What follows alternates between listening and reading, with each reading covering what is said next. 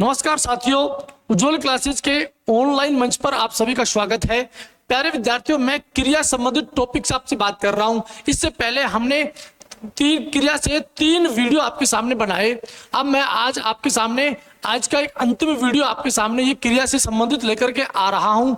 उम्मीद कर रहा हूं कि इससे पहले जो भी क्रिया आपने पढ़ी है, चाहे वो कर्म के आधार पर पढ़ी हो या फिर रचना के आधार पर जो अपनी चल रही है, तो मैं रचना के आधार पर 4 जो भेद है, जो प्रकार है, यानी कि सामान्य क्रिया, कृदंत क्रिया, उसके बाद सहायक क्रिया, उसके बाद पूर्वकालिक क्रिया, रचना के आधार पर मैं 4 क्रियाओं को लेकर आपसे बात कर चुका हूं। आज मैं रचना के आधार पर आगे की जो क्रियाएं हैं, हम उन पर विस्तार से चर्चा करेंगे। तो प्यारे विद्यार्थियों, बिल्कुल आप देखते रहिए और जीरो से हीरो बनने का जो आपका सपना है, बिल्कुल हम साकार करेंगे। तो आज की क्लास स्टार्ट करते हैं। प्यारे विद्यार्थियों, देखिए आप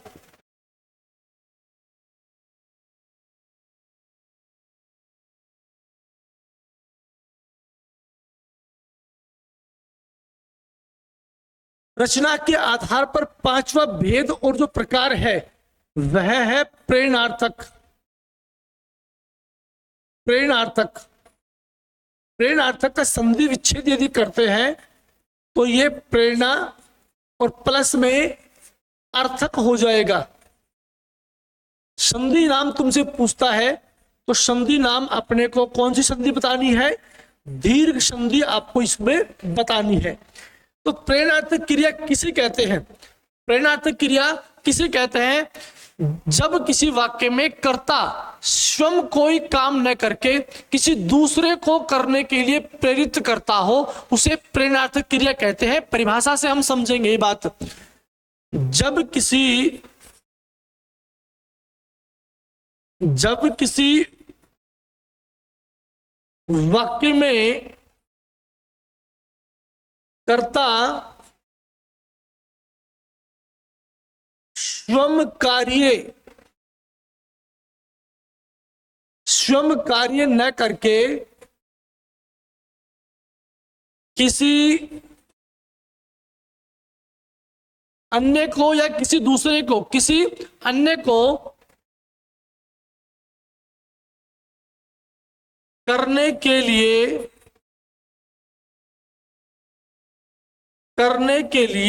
प्रेरित करता हो,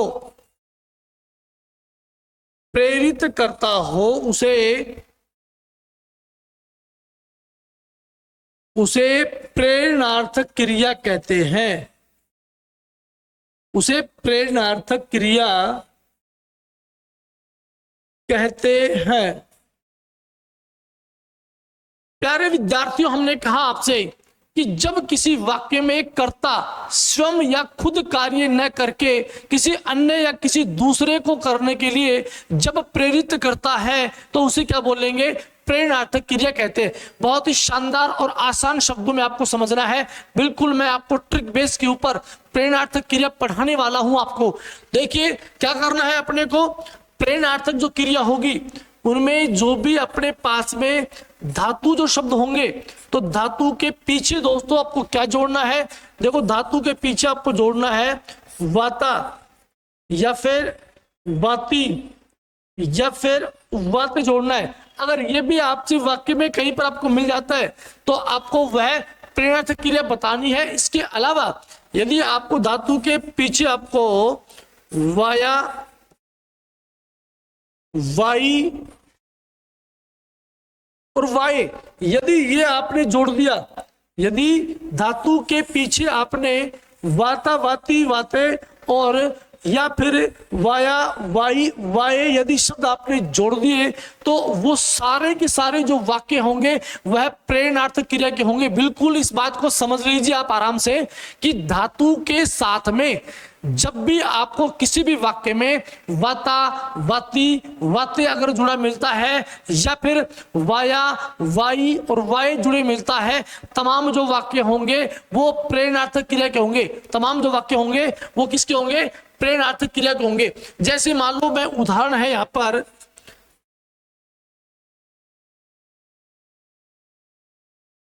कर्चित यहां पर ये वाक्य है कि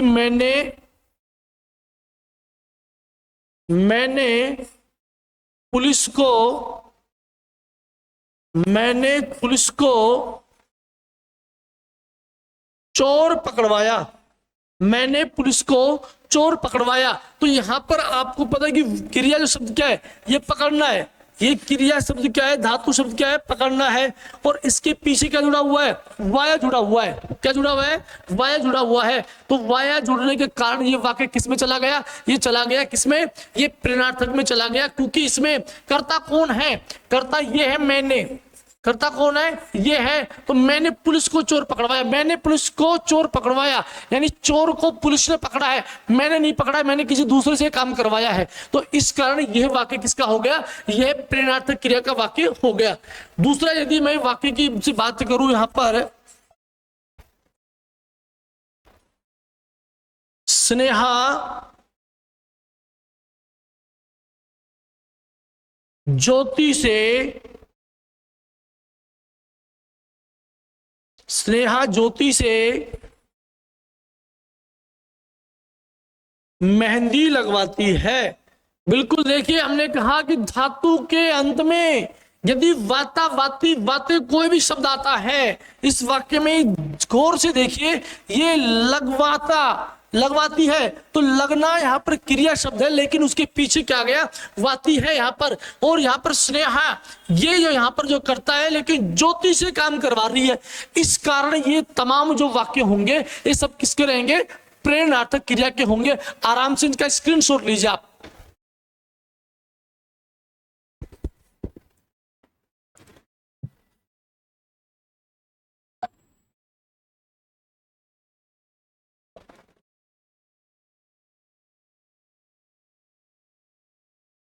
ठीक है, चलो आगे चलते हैं प्यारे विद्यार्थियों।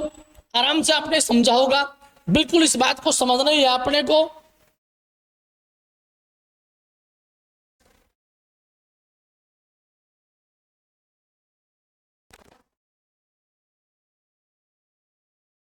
अगला उदाहरण यहां पर देखेंगे,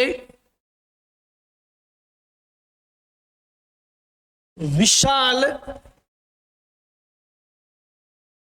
विशाल दीपिका से, विशाल दीपिका से कपड़े धुलवाता है। विशाल दीपिका से कपड़े धुलवाता है। तो प्यारे विद्यार्थियों, इसमें कर्ता कौन है, इसमें कर्ता कौन है, इसमें कर्ता विशाल है। इसमें कर्ता कौन है, विशाल है। जो काम किसे करवा रहा है, दीपिका से करवा रहा है काम। किसे करवा रहा है, ये काम दीपिका से करवा रहा है। और क्रिया शब्द यहाँ पर धुलवाना के अंत में देखो वाता शब्द आ गया। तो ये यहां पर अपने को याद रखना है कि जब भी किसी वाक्य में कर्ता खुद या स्वयं कार्य न करके किसी अन्य से करवाता है, दूसरे से करवाता है, और ये तमाम जो वाक्य होंगे प्रेरणार्थक क्रिया के होंगे। सूत्र के ट्रिक के अकॉर्डिंग मैं आपको बता रहा हूं कि जब भी धातु या क्रिया के अंत में अगर आपको वाता, वाती, वाते या फिर वाया, वाई, वाये जो शब्द आपको मिल जाते हैं, ऐसे सारे के सारे जो एग्जाम्पल होंगे किसके होंगे, वो प्रेरणार्थक क्रिया के होंगे। और भी देखिए, यहां पर एग्जाम्पल्स की कोई कमी नहीं है मेरे पास में, बहुत सारे एग्जाम्पल्स आएंगे आपके पास। ठीक है, देखिए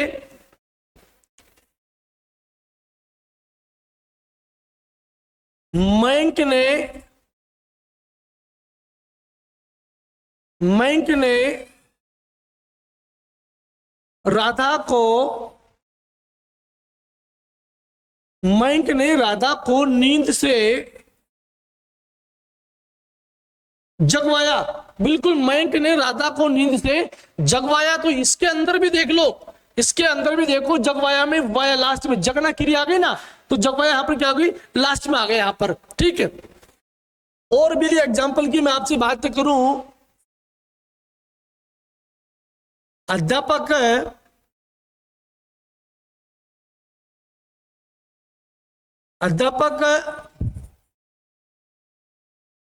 बच्चों से,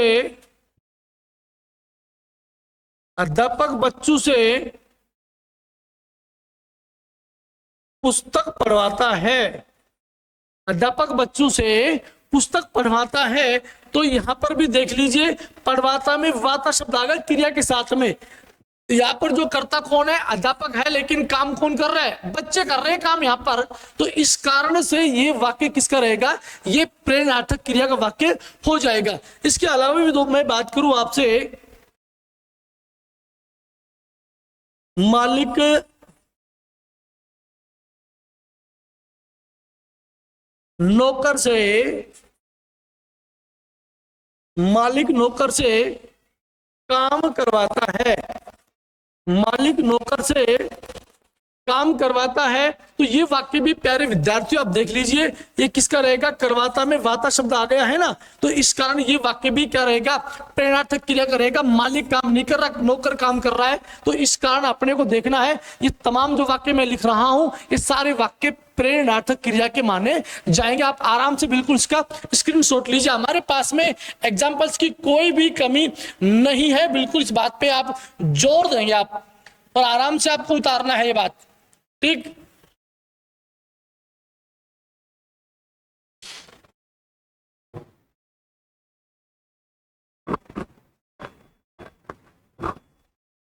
हो गया, चलते हैं आगे। इसके बाद में प्रेरणार्थक क्रिया के बाद में अगली जो क्रिया है 6 नंबर पर जो क्रिया है, नाम धातु क्रिया। नाम धातु क्रिया बहुत ही शानदार क्रिया है ये, और यहां से प्रश्न बहुत आते हैं, अपने को ये याद रखना है। बिल्कुल एक मात्र ऐसी क्रिया है जो संज्ञा, सर्वनाम तथा विशेषण शब्दों से बनती है। बिल्कुल जहां पर कई बार प्रश्न पूछा जाता है कि ऐसी कौन सी क्रिया है जो संज्ञा, सर्वनाम तथा विशेषण शब्दों से बनती है, तो एक मात्र क्रिया कौन सी है, नाम धातु क्रिया है। तो देखिए परिभाषा,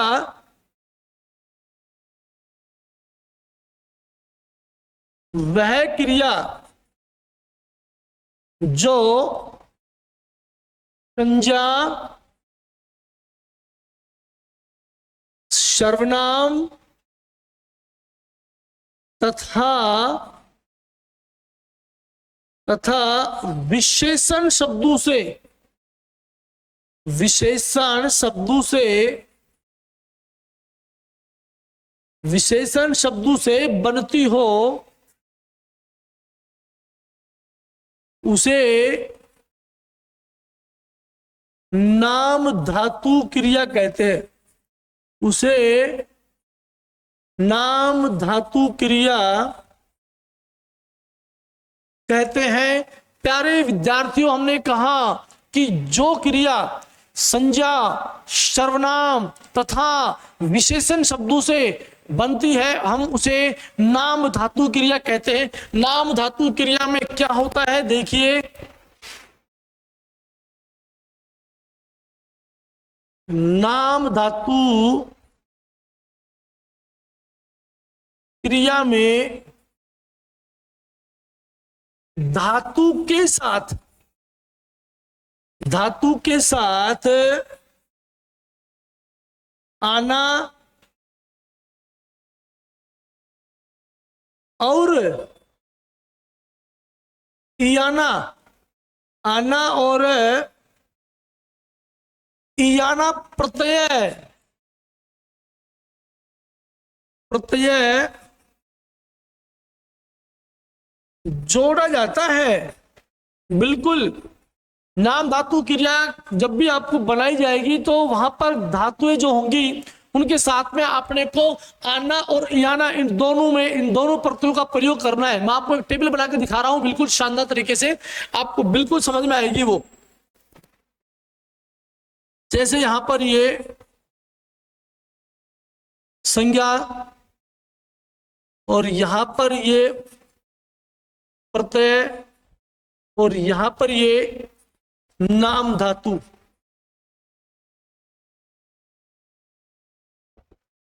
जैसे यहां पर बात शब्द आया, लात शब्द रखा मैंने, लाज रखा मैंने, अब इनके पीछे अपने को इयाना प्रत्यय जोड़ना है। तो जब भी इनके पीछे बात और लात और लाज में अपने को इयाना प्रत्यय यदि जोड़ना तुम्हें पड़ जाए यहां पर, जोड़ना तुम्हें पड़ जाए यहाँ पर, तो वहां पर बनने वाले जो शब्द होंगे वो कैसे आपको बताने हैं। देखो यहाँ पर बनने वाले जो शब्द बनेंगे, बात में इयाना जोड़ने से बनने वाला जो शब्द जो बनेगा वो क्या बनेगा, बतियाना बन जाएगा। क्या बनेगा, बतियाना बनेगा। लात में इयाना प्रत्यय जोड़ने से प्यारे विद्यार्थियों क्या बनेगा, लतियाना बनेगा। ठीक ऐसे लाज में भी इयाना प्रत्यय जोड़ा मैंने, तो क्या बनेगा, लजियाना बन जाएगा। क्या बनेगा, लजियाना बन जाएगा। और ऐसे लाठी में भी इयाना जोड़ने से बनने वाला जो शब्द क्या बनेगा, वो लठियाना बनेगा। संज्ञा शब्दों से बनने वाली नाम धातु जो क्रिया है वो आपके सामने इस प्रकार बनेगी, वो आपके सामने इस प्रकार बनती है। ठीक उसी प्रकार से सर्वनाम से भी बनने वाली है। अगर सर्वनाम में मैं अपना में अगर आना प्रत्यय यहां पर मैं जोड़ दूं, तो बनने वाला जो शब्द है, जो बनने वाला जो शब्द है सर्वनाम शब्द से बना रहा हूं, सर्वनाम शब्द से बना रहा हूं मैं, सर्वनाम शब्द से। तो सर्वनाम शब्द है अपना, और इसमें आना प्रत्यय जोड़ना है, तो बनने वाला शब्द क्या बनेगा, ये अपनाना बन जाएगा। क्या बनेगा, अपनाना। यदि सर्वनाम में मैं शब्द की बात करूं और उसके पीछे यदि यहाँ पर ये इयाना प्रत्यय जोड़ा जाए, तो बनने वाला शब्द भी यहाँ पर क्या बनेगा, ये बन जाएगा मिमियाना बन जाएगा। क्या बन जाएगा, मिमियाना बन जाएगा। तो ये बिल्कुल याद रखना है, संज्ञा सर्वनाम और विशेषण शब्दों से बनने वाली एकमात्र जो क्रिया नाम धातु क्रिया है। बिल्कुल स्क्रीनशॉट लीजिए आप आराम से, फिर आगे चलते हैं।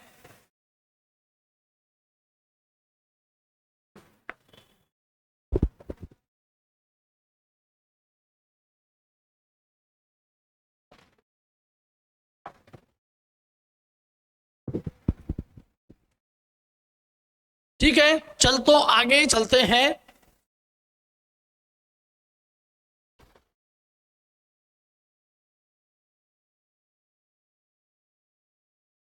विशेषण शब्दों से बनने वाली नाम धातु क्रिया, यहां पर देखो 60, ये यहां पर गर्म, ये यहां पर ठंडा। 60 में अपने को ये इयाना प्रत्यय जोड़ना है, और इन दोनों के अंदर अपने को ये आना प्रत्यय जोड़ करके नाम धातु क्रिया आपको बनानी। 60 में इयाना जोड़ने से क्या बन जाएगा, सठियाना बन जाएगा। क्या बन जाएगा प्यारे विद्यार्थियों, सठियाना बनेगा। गर्म में जोड़ा तो क्या बनेगा, ये गर्माना बन जाएगा। ठंडा में यदि मैंने जोड़ा तो ये क्या बन जाएगा, ये ठंडाना बन जाएगा। क्या बन जाएगा, ये ठंडाना बन जाएगा यहाँ पर। ठीक है, तो इस कारण से यह जो विशेषण शब्दों से बनने वाली नाम धातु क्रिया है, इसके उदाहरण कैसे होंगे, कैसे सवाल तुमसे पूछे जाएंगे, इसके ऊपर मैं चर्चा कर रहा हूं आपसे। देखो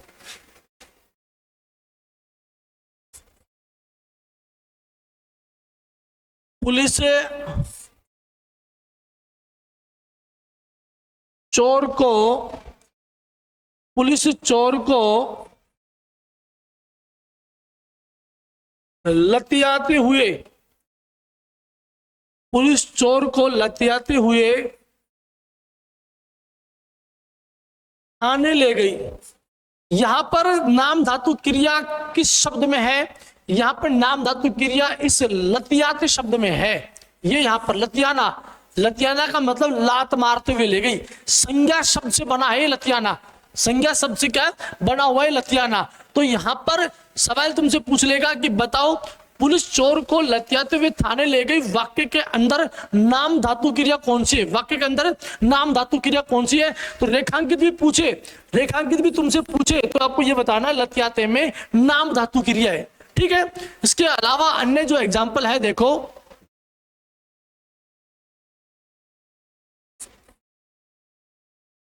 उसने मुझे, उसने मुझे सम्मान के साथ, उसने मुझे, मुझे सम्मान के साथ अपनाया आया, उसने मुझे सम्मान के साथ अपनाया। तो यहां पर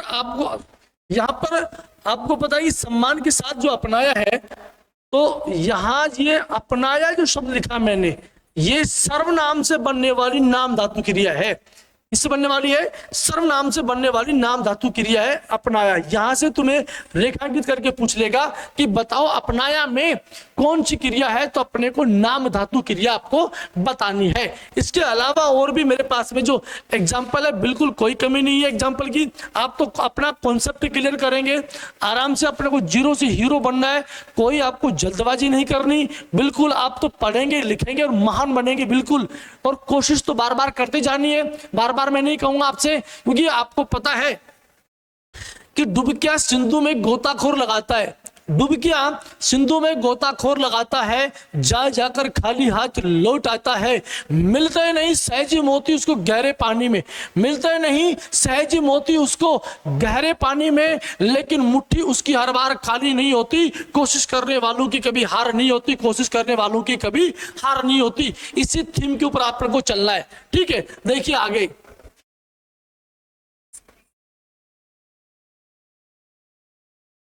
विशाल आजकल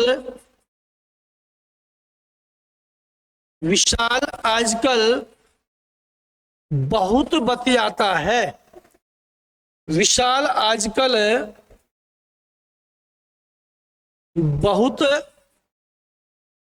बतियाता है। तो आजकल विशाल बहुत बतियाता है, तो मैंने वाक्य लिखा है कि ये बतियाता जो शब्द लिखा, आजकल विशाल बहुत बतियाता है, तो मैंने बतियाता जो शब्द यहाँ पर जो आया है ना, यहाँ पर किसका बोध करवाएगा, ये नाम धातु क्रिया का बोध करवा रहा है। क्या आएगा, ये नाम धातु क्रिया का बोध करवाता है, ठीक है। इसके अलावा एक और एग्जाम्पल आपको देकर के मैं बता रहा हूं। पूछा गया सवाल है, मेहमानों के लिए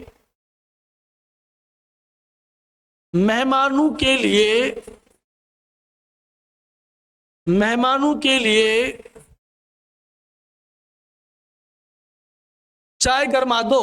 तो यहां पर मेहमानों के लिए चाय गरमा दो, ये गरमा दो गर्म विशेषण जो है, ये विशेषण शब्द से बनने वाली नाम धातु क्रिया है। आराम से इसका स्क्रीनशॉट लीजिए आप तो।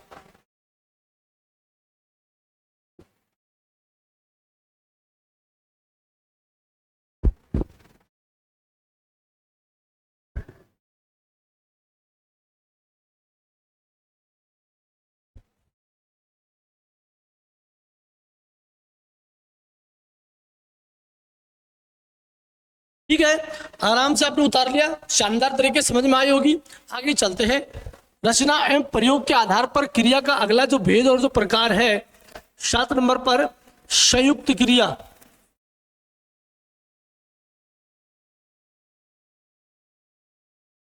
संयुक्त क्रिया, संयुक्त क्रिया किसे कहते हैं कि जब किसी वाक्य में एक से अधिक क्रियाओं का प्रयोग हुआ हो और एक ही कार्य को संपन्न करती हो, तो ऐसी क्रियाओं को हम संयुक्त क्रिया बोलेंगे। परिभाषा लिख रहा हूं मैं, देखिए आप,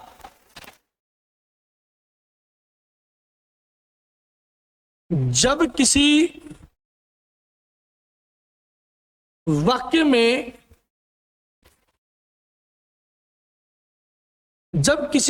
में एक से अधिक क्रियाओं का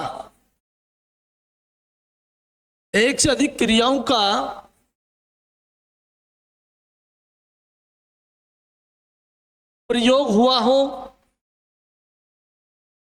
एक से अधिक क्रियाओं का प्रयोग हुआ हो और एक ही कार्य को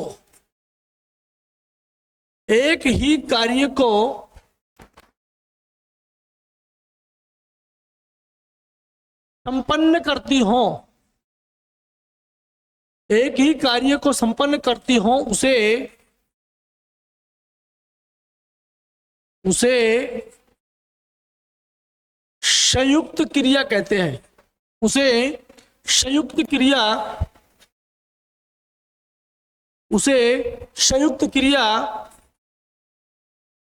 कहते हैं। दोस्तों, हमने कहा आपसे कि जब किसी वाक्य में एक से अधिक क्रियाओं का प्रयोग हुआ हो और वो तमाम क्रियाएं एक ही कार्य को संपन्न करती हो, तो ऐसे वाक्य जो होंगे वह संयुक्त क्रिया में रखे जाएंगे। उदाहरणों से समझेंगे मित्रों, कैसे देखो,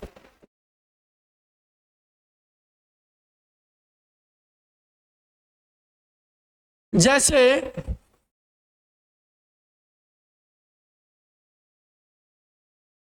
लुटेरों ने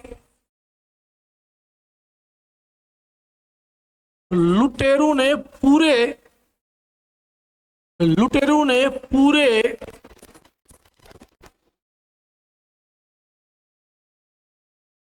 क्षेत्र को लूट लिया। लुटेरों ने पूरे क्षेत्र को लूट लिया। इस वाक्य के अंदर जो क्रिया शब्द कौन कौन से, एक तो है लूटना, दूसरा क्या है कि लिया, लेना आ गया। दो क्रिया शब्द यहां पर रखे गए, दो क्रिया शब्द यहां पर रखे गए। तो ये जो लूट लिया, जो दो क्रिया शब्द आए, यही जो वाक्य है ये संयुक्त क्रिया का कहलाएगा।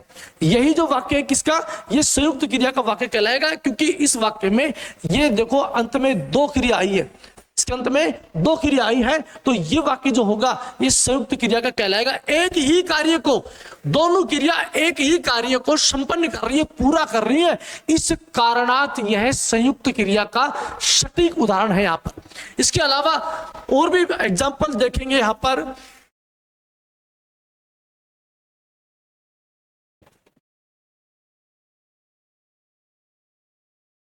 सोनू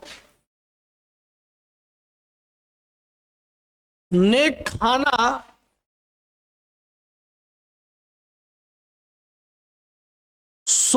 खाना खा लिया है। सोनू ने खाना खा लिया है। तो प्यारे विद्यार्थियों, सोनू ने जब खाना खा लिया है तो वाक्य में एक तो खा गया, दूसरा यहां पर लिया आ गया, ठीक है। तो यहां पर फिर दो क्रिया आई, इन दोनों क्रिया के कारण यहां पर एक ही कार्य को संपन्न करने वाली है, इस कारण यह वाक्य भी संयुक्त क्रिया का उदाहरण है। इसके अलावा तीसरा जो एग्जाम्पल है, बच्चा छत से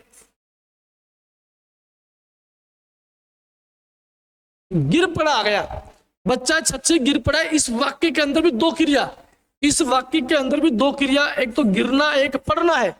एक गिरना है, दूसरा क्या है, पढ़ना है।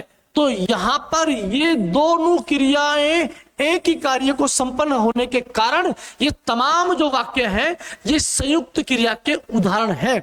तमाम वाक्य किसके, ये संयुक्त क्रिया के उदाहरण है। इसके अलावा मैं ज्यादा से ज्यादा मैं आपको एग्जाम्पल देकर समझा रहा हूं। आपको पूरी ईमानदारी, पूरी निष्ठा के साथ में तैयारी करनी है। अपने साथ में किसी प्रकार की कोई आपको गद्दारी नहीं करनी है, क्योंकि जितनी शिद्दत के साथ में तुम तैयारी करोगे, मेहनत उतनी ज्यादा आपकी रंग लाएगी। आपको पता है कि सफलता का कोई शॉर्टकट नहीं होता है, क्योंकि आपको पता है कि परिश्रम ही सफलता की कुंजी है।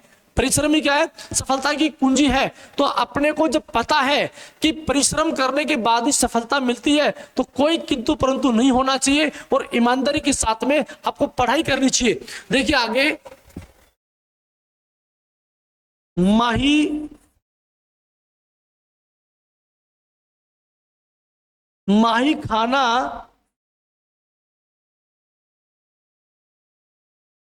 खाना बना रही है। यहां पर पूछा मैंने, माई खाना बना रही है, तो यहां पर बनाना और रहना ये दोनों क्रिया शब्द आ गए। तो इस कारण ये प्यारे विद्यार्थियों, दोनों यहां पर सारे चार जो एग्जाम्पल मैंने लिखे हैं ये सारे के सारे संयुक्त क्रिया के उदाहरण हैं।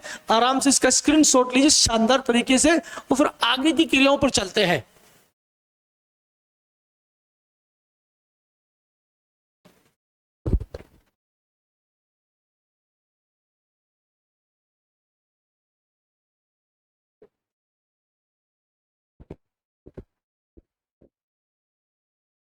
चलिए, आराम से आपने उतार लिया होगा। रचना, प्रयोग और संरचना के आधार पर क्रिया के मैंने आपको 8 भेद और प्रकार बताए, जिसके अंदर 7 मैं पढ़ा चुका हूं।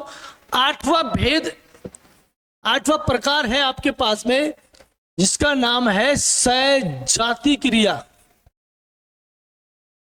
सजातीय क्रिया, सजातीय क्रिया क्या है?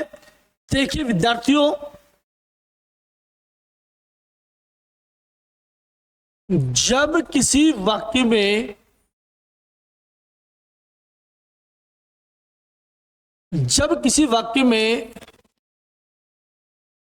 एक ही धातु से, जब किसी वाक्य में एक ही धातु से कर्म और क्रिया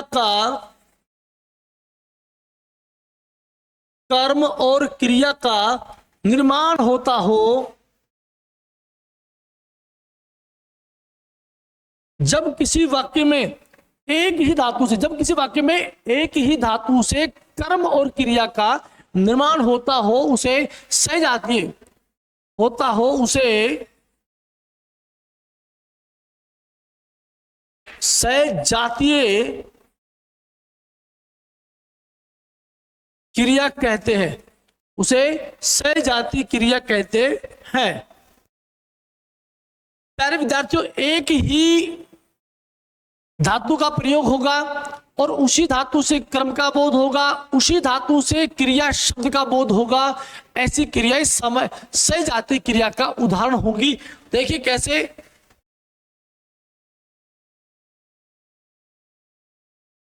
उदाहरण की बात करूं मैं आपसे, भारत ने अनेक लड़ाइयां लड़ी, भारत ने अनेक लड़ाइयां लड़ी। इस वाक्य के अंदर क्रिया शब्द कौन सा है? ये क्रिया शब्द है लड़ी है। भाई क्या लड़ी? लड़ाइयां लड़ी है, तो ये क्या होगा? ये कर्म का बोध हुआ। एक ही धातु यहां पर आई, एक ही यहां पर धातु है, ये यहां पर धातु कौन सी है? एक ही धातु, यानी कि यहां पर ये जो लड़ धातु है इसका प्रयोग हुआ है। तो एक ही धातु से कर्म और क्रिया दोनों का निर्माण हुआ। इस कारण से यह जो वाक्य है सजातीय क्रिया का उदाहरण है। तो अपने को विद्यार्थियों याद रखना है अपने को ये बात। अगले एग्जाम्पल पे चलूं मैं।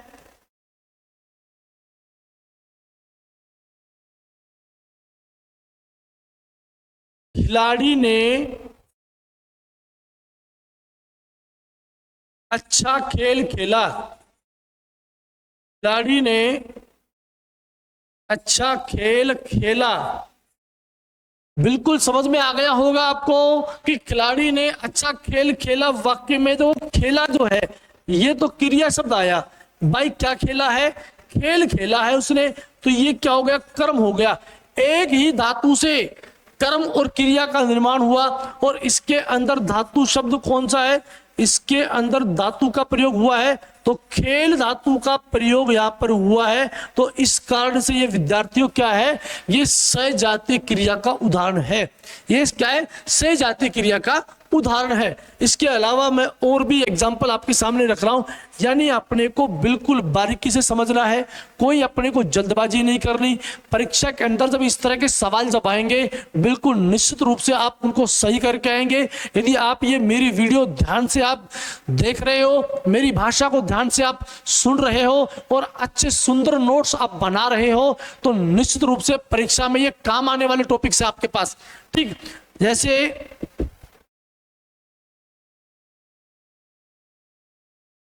मानव ने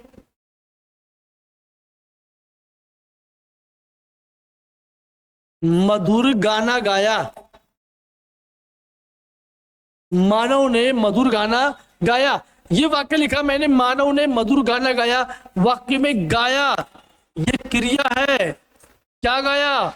गाना। ये कर्म आ गया। एक ही धातु से कर्म और क्रिया का निर्माण हुआ। इस कारण से यहां पर क्या रहेगा? ये सजातीय क्रिया। और इसके अंदर किस धातु का प्रयोग हुआ है? इसके अंदर केवल ये गा धातु का इसमें प्रयोग होने के कारण यह जो वाक्य है, यह जो क्रिया है, ये सजातीय क्रिया कहलाएगी। बिल्कुल प्यारे दोस्तों, आराम से इसको उतारना है और उतार करके आपको अच्छी तरीके से नोट्स बनाने, शानदार नोट्स आपको बनाने हैं ताकि आने वाले समय में आपको ये काम आ जाए। बिल्कुल आप उतार लेंगे। और मैंने क्रिया के 3 प्रकार आपको मुख्य रूप से बताए, शायद आपको याद होंगे कि क्रिया के 3 प्रकार कौन कौन से। नंबर 1 मैंने आपसे बात की कर्म के आधार पर, तो कर्म के आधार पर क्रिया के 2 भेद आपको पढ़ाए, अकर्मक और सकर्मक। फिर पुनः सकर्मक क्रिया को मैंने 2 भागों में बांटा है, एक कर्मक और द्विकर्मक में, आराम से आपने पढ़ लिया। उसके बाद में 2 नंबर पर जो बात करता हूं, रचना, प्रयोग एवं संरचना के आधार पर क्रिया के 8 भेद होते हैं। क्रिया के 8 भेदों में पहला जो भेद मैंने आपको पढ़ाया सामान्य क्रिया, 2 नंबर पर कृदंत क्रिया, 3 नंबर पर मैंने सहायक क्रिया पढ़ाई आपको, 4 नंबर पर पूर्वकालिक क्रिया, 5 नंबर पर मैंने प्रेरणार्थक क्रिया पढ़ाई आपको, 6 नंबर पर नाम धातु क्रिया, 7 नंबर पे संयुक्त क्रिया और 8 नंबर पर आपके सामने क्या है, ये सजातीय क्रिया। 8 नंबर पर क्या है, ये सजातीय क्रिया मैंने आपको पढ़ाई, रचना, प्रयोग एवं संरचना के आधार पर। और आपको ये बिल्कुल शानदार तरीके समझ में आया, कॉन्सेप्ट क्लियर हुआ, बेस आपका क्लियर हुआ है कि नहीं, बिल्कुल शानदार हुआ होगा। आप भी अच्छे मेरी तरह से आप भी प्रैक्टिस करेंगे, क्योंकि ज्यादा से ज्यादा अपने को एमसीक्यूज पढ़ना है। ये थ्योरिकल तो मैं आपको पढ़ा ही रहा हूं, लेकिन मैं क्रिया से संबंधित जितने भी एमसीक्यू पीछे के परीक्षाओं में जो पूछे गए सवाल है, जरूर मैं इसका वीडियो आपके लेकर के आऊंगा आपके लिए मैं, क्योंकि अपने को मजबूती से तैयार रहना है। क्या रहना है, अपने को मजबूती से अपने को तैयार रहना है।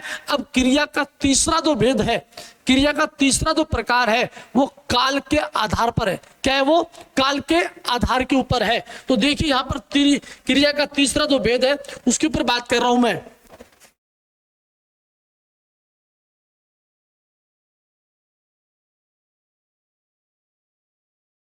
काल के आधार पर,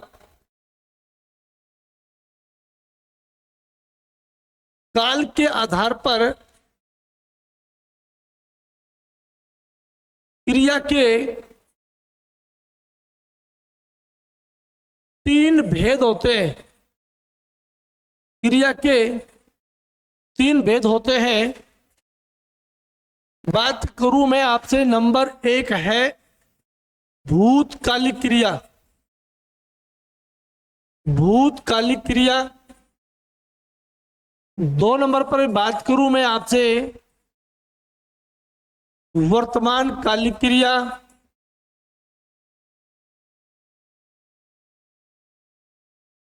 3 नंबर पर बात करूं मैं आपसे भविष्यकालिक क्रिया होती है। भविष्यकालिक क्रिया। विद्यार्थियों, क्रिया का तीसरा भेद और प्रकार है काल के आधार पर, यानी कि सीधी बात समझ जाइए, काल पढ़ना है अपने को।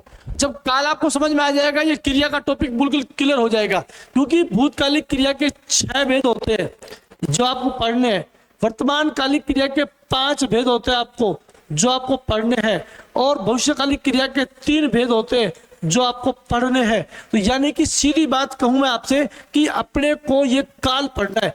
तो प्यारे विद्यार्थियों, मैं आपको काल के द्वारा क्रिया का तीसरा जो भेद है जिसे काल कहते हैं वो आपको पढ़ना है। तो वहां पर चल करके अपन विस्तार रूप से बिल्कुल ट्रिक बेस के ऊपर पूरा काल पढ़ाने वाला हूं। शब्दों की शक्ल देख करके आपको उत्तर देना है। बिल्कुल मैं आपको इस लाइक बना रहा हूं कि एग्जाम में जब भी पेपर आएगा, पेपर के अंदर कोई सवाल आता है, निश्चित रूप से मेरे पढ़ाए गए में से 70% सवाल आए हैं।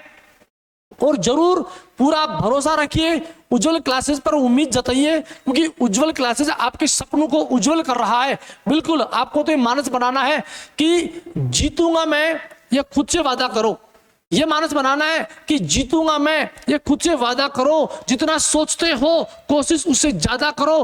तकदीर भी रूठे पर हिम्मत ना टूटे, मजबूत अपना इरादा करो, मजबूत अपना इरादा करो। तो प्यारे विद्यार्थियों, अगले वीडियो में आपसे फिर मिलते हैं काल नामक टॉपिक को लेकर के। बहुत ही शानदार टॉपिक, बिल्कुल ट्रिक बेस के ऊपर होगा। बिल्कुल अब मुझे इजाजत दीजिए, अलविदा कहना है। तो इसलिए जय हिंद, जय भारत दोस्तों।